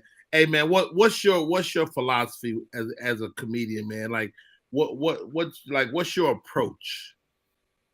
My approach to being a stand-up comedian? Yes. Well, first and foremost, man, I have fun, and I recommend that to anybody starting out, and anybody even in it. If you're currently in it, whether you're new or old school or experienced, have fun. If you're not having fun, then it's work, and nobody really likes to work. Especially us comedians. That's what we do. That's what we're blessed to make people laugh for a living, because it's not work to us. You know what I'm saying? That's better than punching a clock. So my approach is I always recommend to comedians coming into the game, don't rush. You know what I'm saying? 'Cause when we first get in it, we rush for laughter because we don't understand the difference between good silence and captivated silence, or good, bad silence or captivated silence. You know what I'm saying? Because there's two different silences. Now, all of us on here, we know the difference now. You know what I'm saying? But we didn't know. When you don't know, we tend to rush back in the day when we first started. We rush to get this laugh because they quiet. But I always tell young comics to relax. Right. Just relax and breathe. If you could walk, because there's some acting aspect to stand up, because it's all a performance in front of a crowd of people. If you could walk on stage and walk around stage like you normally walk when nobody's looking at you and you're comfortable in your own skin, that means that's a level of comfort on stage. You know what I'm saying? So if you walk up there like that, like everybody's sitting in your living room, you know what I'm saying? Like, oh, what's up, y'all? Welcome to my house. I'm about to, tell y'all some stuff. That's you comfortable. So if you're comfortable, you'll be able to think better, and your stuff be coming to you, man. So relax, have fun, breathe, and know what you're going to say. Always know what you're going to say. At least know what you're going to start with and know what you're going to end with, at least. You know what I'm saying? But, have a plan. Definitely have a plan. Enjoy it. I wasn't even thinking about money when I got into the game, man. My thing was I sincerely enjoyed and still enjoy making people laugh. It's a real high for me. Like, it is a real high. I will be on stage. You have to call the National Guards to get me off stage, especially when the crowd is full. I was gonna say that I featured for him at Atlanta Comedy Theater. He'll be up there 3 hours smooth, like he ain't put in no work. Like he ain't put in no work. 3 hours. Yeah, I will, because I really love doing it, and I just, oh man, it's just. Let me ask you this, Tom. Let me ask you this, man, because you are one of the, and I'm about to give you a compliment. You have an absolute mastery of your voice and impersonation, but you always wrap it in a dope story. Like, to me, just because you can do the impression ain't the end. Like, you got to be able to do the impression, kill it, and put them in a great situation. You always do that, man. Talk to me about your mastery of your voice and then tying them stories together. Well, it started. I first started, and that's when I first discovered my ability to change voices. Was in elementary school. All right, so I learned it's an inner ear thing. It's a pitch. It's an ability. Oh, I'm gonna tell you what an impression is. They're in relations to like a singer. We identify with singers. People always ask, man, you can do impression. You must can sing. I wouldn't say that. That's like saying, well, you can catch the ball. I mean, you must be a receiver. No, I'm a defensive back. You always say defensive backs are receivers who can't catch. Well, impressionists are singers who can't really sing. And what I mean by that is, now some can maybe carry a tune, but singers can harmonize and maintain and sustain notes and tunes. Comedians, we identify with the same pitch, but we do it in a different way. You know what I mean? Okay. So that's kind of how I equate it. And I first discovered it in elementary school. And because I also was in a band too. So in the band, I could play by ear as well as I can read music. I can hear a pitch and I'll pick up on it and play by ear. That's also the same as being able to do impressions. You know what I'm saying? So my approach to it, man, when I just put it in. What voice? Who did you do first? When I the first human, I used to do I did old school people, man. Like, let's say, for instance, when I first started, man, Reagan was in office. Okay. So Reagan had that real distinct. Hey, how are you? Hey. Will we come to the United States of America? We are here to, I was shaking, doing the whole nine, and he was in office and he had that distinct voice. I did his voice. Anybody I can latch on to. Rodney, man, we're about the same age, man. You know who was distinct around that time? Like, I was doing, this is Howard Cosell. Good and welcome to Wide World Sports. Today, we got an epic boxing match between Muhammad Ali and Joe Frazier. I'm here with Muhammad right now. You know how when I first came, I was going to, I moved too fast. Keep your cameras on me. So I was latching on to all those voices back then. And then the Smurfs were out. The Smurfs came out. And I was doing every time the teacher would leave class in elementary school, they'd be like, Tony, do such and such, do Jokey Smurf, do Papa Smurf. So I did all the Smurfs back then too, man, in school. And they all had a distinct cartoon. I'm very cartoonish too.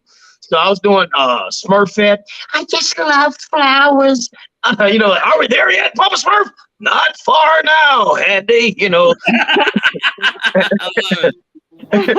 So Tone, do you talk a lot during sex? Because you could talk. You know what? I every now and then I will be talking. I do a little something, you know what I'm saying? I do an impression, she may like at the time, Hey, wait, Tony, you got a girl, you doing your thing, and she loved the Smurfs. Go, right? Well, I must say, this is nice round ass right here. Hey, not now, Jokey. Are we there yet, Papa Smurf? Almost there. My latest impression during sex, I do Will Smith. I just slap that ass. I love it. Where's my exit button? Where's my exit button? Wow. That's so good. Tony, you ain't never taught a class or anything? Do you teach comedy classes? No, I don't. I don't actually. I haven't. I've given it some thought, but I'm just so busy. I need to just take time out to try to maybe do a class. I know Rodney does one, and he's busy. So I do improv workshops. But every time I see a young comic start a class, I'll be like, I should do a class. Right, right. Please, because I'm tired of the young comics. But I'm like, nigga, you don't really know what you're talking about. Yeah, right. Or you don't know the theory behind what you're saying. Oh, I agree. Right. Part of me feels like though. And then they still be bombing, Rodney. Excuse me, Tony. They still be bombing teaching classes. I'd be so aggravated. Yeah, but I'm sorry. Go ahead, Tony. No, you're good. I just feel like a part of me feels like you just can't teach it. I mean, there's some things about it you can advise young comics on, but I feel like if it's in you, it's in you. Kind of like, that just, I feel like if it's a God-given ability or gift, it's just in you. I mean, you could. Let me give you this, Tone, because I used to say the same thing. And David Arnold, rest in peace. Me and him had a conversation. And he was like, Rod, he was like, you can't teach funny, but you can teach the ABC of comedy. Like, okay. There is a nuts and bolts to what we do.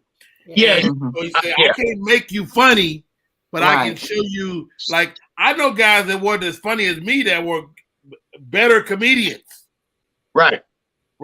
because I had a gift. It allowed me to circumvent some stuff that they had to learn.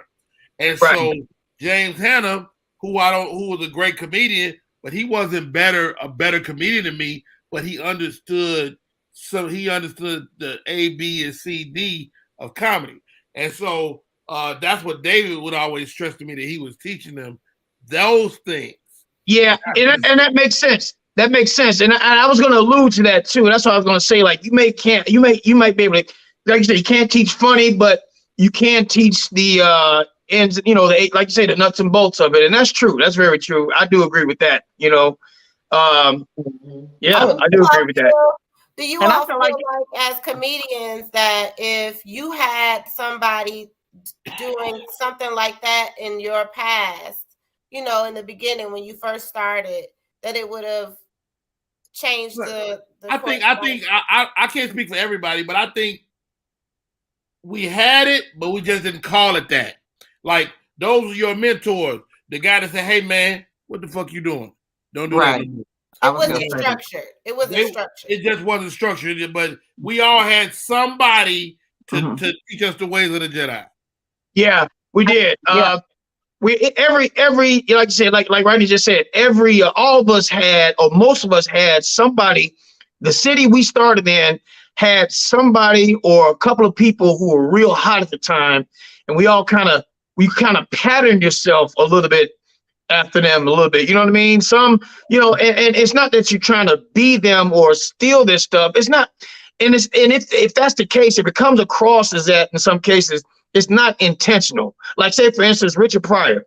When he first started, he almost calls himself Richard Cosby. He patterned after Bill Cosby. Right. He wasn't necessarily trying to steal his jokes.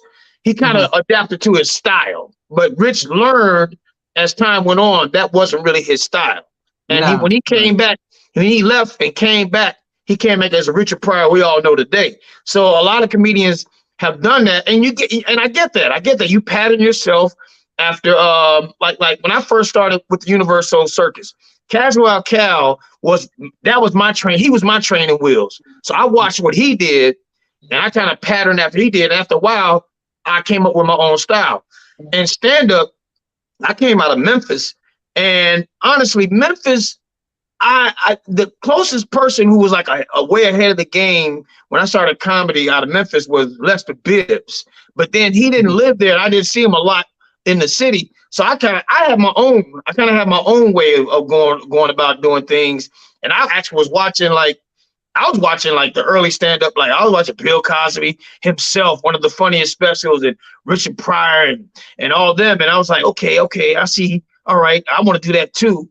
And I just I was very impression intense when I first started. I didn't really have structured jokes. I had mostly to all impressions. And then I started talking about, how I came up and stuff like that. And, that's how I came up. I'm ready for the ABC. I'm ready for the ABC. I feel like my natural talent and who I am has gotten me so far, but I'm kind of ready to go to you know what I mean? I'm ready to go to another level. And I think I need to learn. I think I need the ABC. You know what I'm saying? Because right now I'm relying on me. You know what I mean? I'm relying on what I know. But if I had a degree, I might be even, Yeah, so. I think the longer you do it, your gift only can take you so far, but you got to work on mastering it, learning how to develop it even more. So when Rodney pulled me to the side, not saying do, but that's coaching. I appreciate that coaching because it helps you go farther. It makes you better. Yeah. Yes. It's growth. It's just growth. The more you do it, we definitely have to work on it in our time. In our spare time, we got to work on stuff. Sit down and I know a lot of us, I don't know about y'all, I go through writer's block sometimes, but you got to sit down and look at the stuff you already got too. You know what I mean? Right. Look at the stuff you already got. You could look at how can I extend it? How can how can I tweak it? How can I cut some of the fat off? Or it's a study. We got to study of our own, study ourselves. And whenever we do a guest spot, if we do a guest spot, make it be a set with purpose and not just a set just to be going up. Agreed. A set with purpose is when you at least doing one or two new jokes, if not a whole new set, at least you want to work on at least 1 or 2 new jokes each time you go up. That's a set with purpose. If you're not, if you're just doing a guest spot. So that's a productive guest spot instead of just going up just to be like, hey, I'm in the room too, kind of deal. So that helps growth. And time adds growth though. Time and stage frequency and time adds growth. Trust me. It's like with anything else. The more you do it, and the longer you do it, the better you get. Right. All right, Candy, go ahead. That's what I was gonna ask. Like, does it get easier? Like every time you go up, does it not the part of the writing and all of that, but the stage presence, the comfort, does it get easier or is it different every time because it's a new crowd, it's a new environment, you don't know, the people? Go ahead, Tony. I'll let you hear your take on that. All right. Does it get easier? I wouldn't necessarily say, I don't want to use that word easy because that'll cause complacency or something. You know what I'm saying? You get to it's more of your level of confidence gets higher. And because we got levels of confidence, trust me. All of us on here we weren't as comfortable back when we first started as we are now, but that comes with growth. So I think the level of comfort and experience, it's easy for us to recognize, it's easier for us to recognize and evaluate each situation and crowd. All right. And with our level of comfort, it's easier to relax, but it may not be as easy to do the room. You know what I'm saying? The crowd, it's easier to relax now. It's like, okay, let me approach it from this angle. Let me start with this. I'm gonna do that. And it's easy for us to assess the situation before we go up. But it's not always, comedy's always hard. Trust me, I'm still nervous. Well, it's not nervous. It's more of an anxious energy, but I'm still like, I never take any crowd for granted. I never be like, man, I've been doing this for a long time. I know I got them. That's when you always set yourself up for failure. It's more like, okay, I'm confident in what I got to say. I think I'll get them with this. And if not, I got a backup for that. You know what I mean? So, that part. Yeah. I still got a boo-boo, Candace. I still got a boo-boo every time. I still get nervous. I still get nervous. That boo come up, boy. He's like, whoa.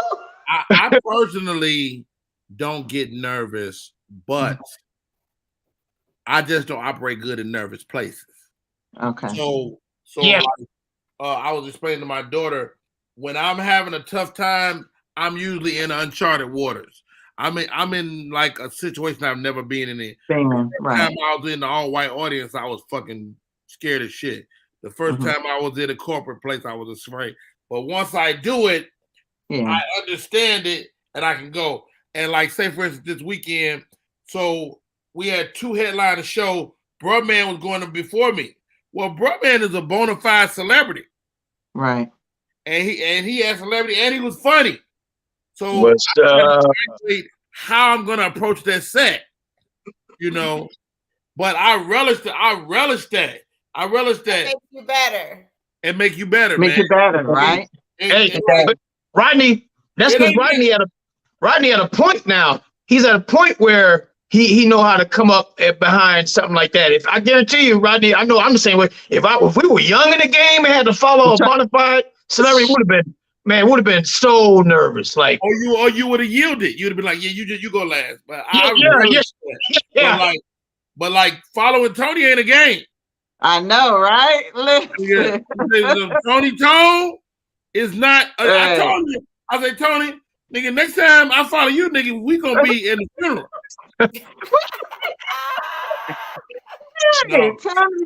Tony be tearing the wallpaper out. Tony peel the fucking walls off the show, and you just got to know. You got it. There's a couple approaches. You can approach it like you can cool the audience down and bring them all the way down to nothing. Let his energy go past like a fast car, and then start. Or you can jump on the back of that bitch. Right. Ride the same way. Yeah. There are techniques to coming behind a hot set, man. You know what I'm saying? I've had to do it too. I've had to follow Carlos Miller, man. You know what I'm saying? Carlos put some heat on me. Landry. I don't know if y'all know Landry, man. Landry's a funny brother.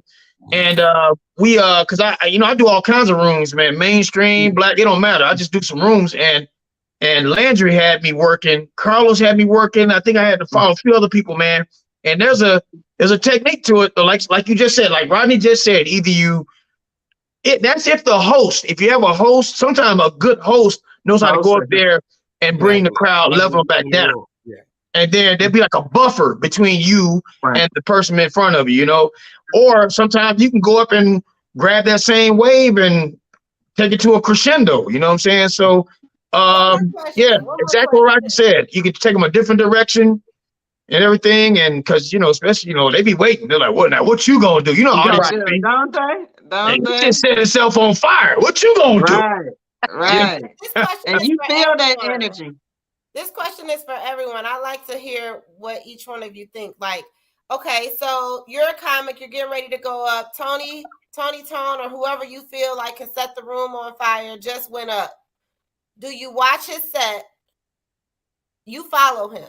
Do you watch his set, or do you take yourself out of the whole situation and just not know he just killed it, go on stage and just rock it out? So do you watch it or no? I stay in the room. Go ahead, you go Tony, Flo, and then Gina. I was gonna let Flo go. Go ahead, Flo. I stay in the room. Yeah, I like to stay in the room. I like to see how the audience responds to the topics. You know what I'm saying? So hopefully, I can, know how to segue myself in. So I stay in the room.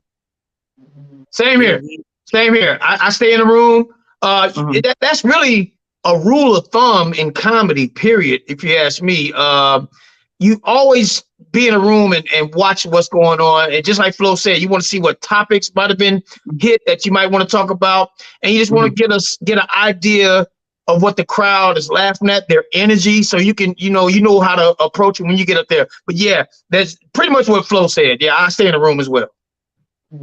Yeah, pretty much. Same thing. I stay in the room, man. I stay in the room. Sometimes when they killing real hard, you be like,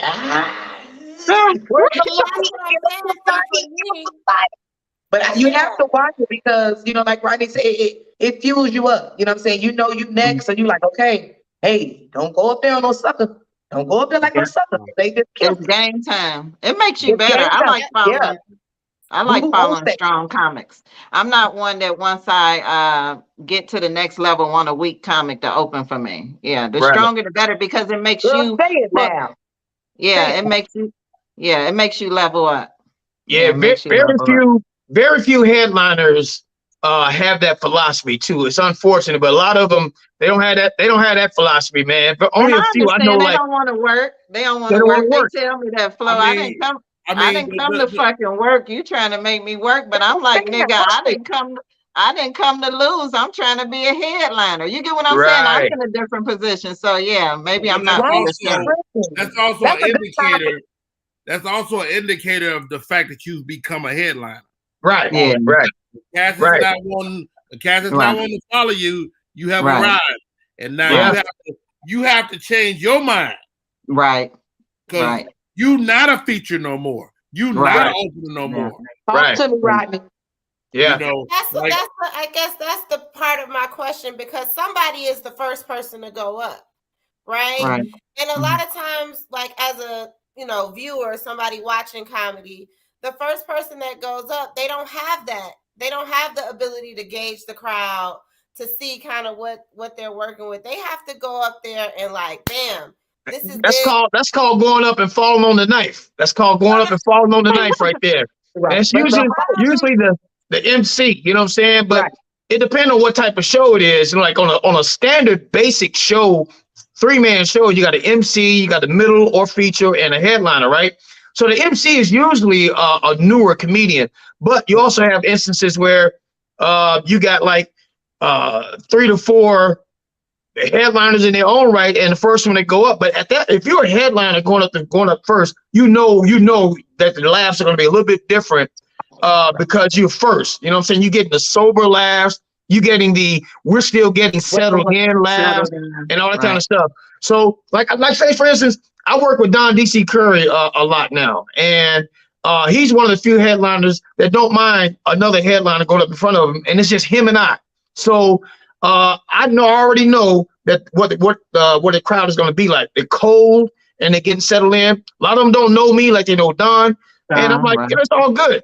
I go up there. It's a technique to it. You welcome them out, become their friend, and then start throwing jokes in. It's a technique to it, and it just works well. If you're a new comic, some new comics don't really know that yet. They go up there they hit them with material first. It's like, no, don't hit them with material first. Go up there and welcome them out. Let them know who you are.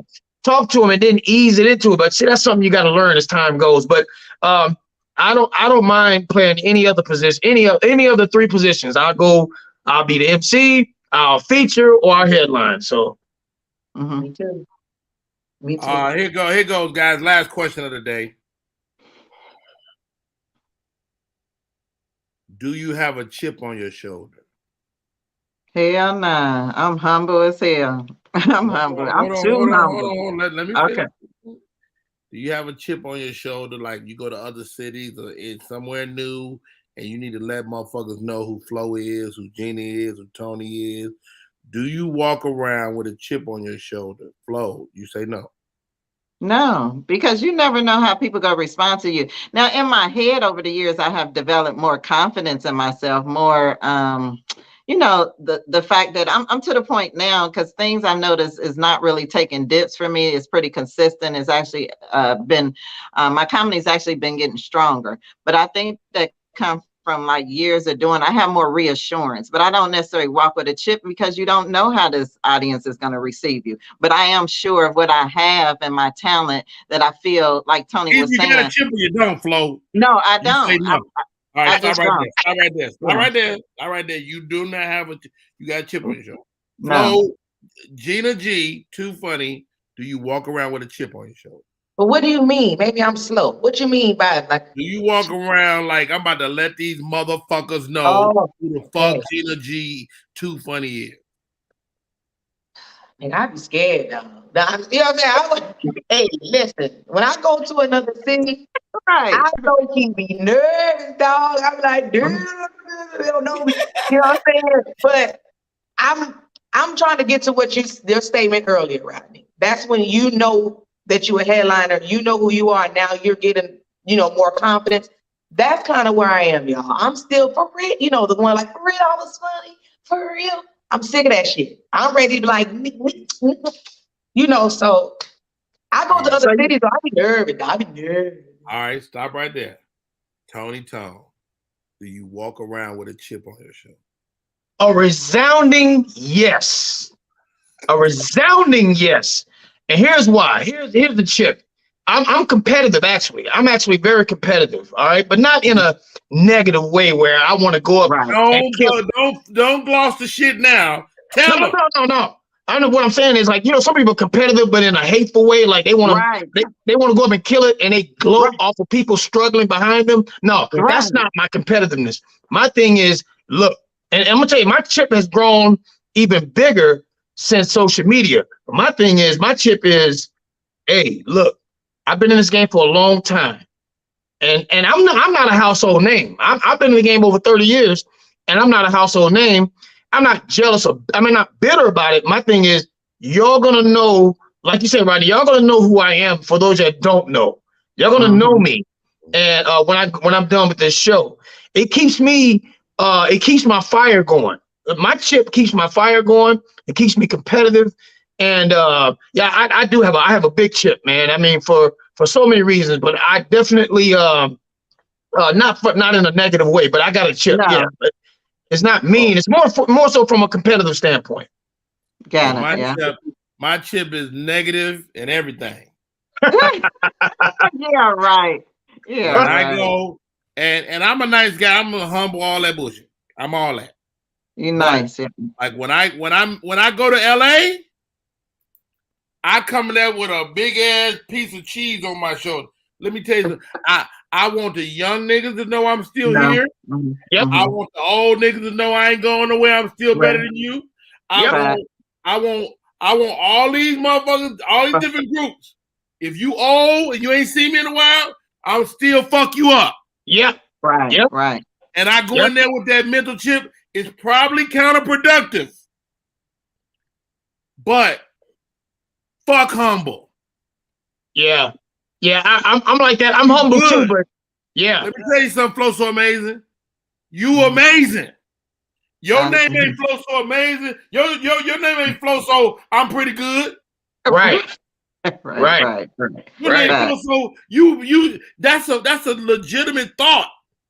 And so anything less than amazing is counterproductive to your bigger goal. Yep.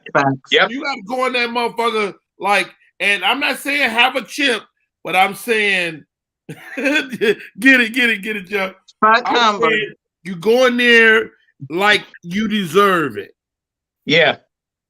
Okay, so I got a mental chip. I just don't walk around arrogant. I don't go around telling people, watch what the fuck. You know how people, they just loud. You ain't gotta say nothing, but it's a way the way it make people feel. Yeah. They gonna know that part. Like you said, you don't have to walk around like that. What it is your act speaks for you. Your act says it all. It's like, well, how you bring it across. No, it's not the act. It's before you open your mouth. The energy. The energy. It's before you say anything. Hey guys, I'm sorry. I really want to keep this conversation going, but the show is over. This was a good one, Rodney. Let's just get started. Real quick. Talking about you bring it up the show. This is some bullshit. Probably bring it on the show to do the show. I came on. They said I was gonna be on for 2 hours, 2 goddamn hours, and you bring me on for 15 fucking minutes. That's what I'm talking about, man. I should come there and smack you. I should smack you like Will Smith smack me.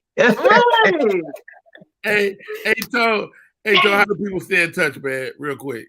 Oh, you can find me, of course, on Instagram at Tony Tone Comedy. That's TonyTone Comedy. Tony Tone Comedy. Also, comedian Tony Tone on Facebook. I got one of my pages have my government name on it, Tony Llewellyn. But yeah, Tony Tone Comedy. Tone the Comic on Twitter. And yeah, you can find me just riding around the country, man, making people laugh.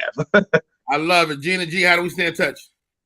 Man, Gina G 2 Funny, man. All platforms. Gina G, the number 2 Funny. Fuck humble.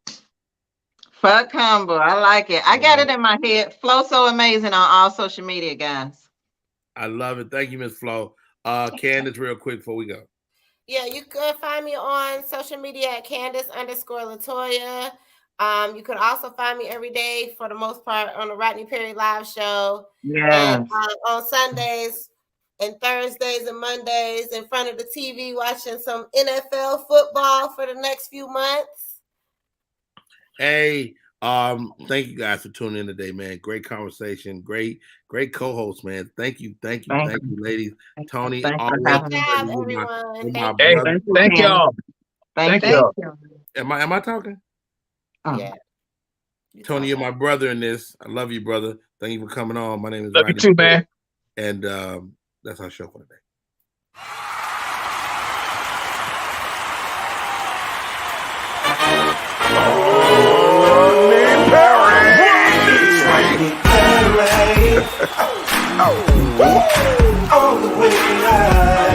Get ready for America's #1 funny man. What? Hey. Make some noise. Ladies and gentlemen, from LA to New York, Chicago to Mississippi, let's give it up for America's #1 funny man, Rodney.